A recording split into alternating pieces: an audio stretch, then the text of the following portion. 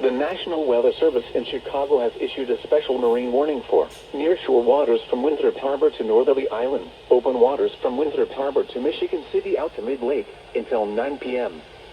At 7:27 p.m., a cluster of severe thunderstorms was located over portions of northeast Illinois, moving northeast at 50 knots. Hazard: wind gusts in excess of 50 knots and large hail. Source: radar. Impact: boats could suffer significant structural damage in high winds and hail. Small craft could capsize in suddenly higher waves.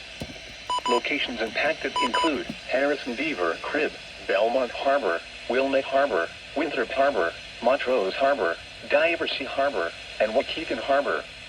A tornado watch remains in effect until 10 p.m. for northeastern Illinois and the adjacent waters of Lake Michigan. Frequent lightning is occurring with these storms. If caught on the open water, stay below deck if possible. Keep away from ungrounded metal objects.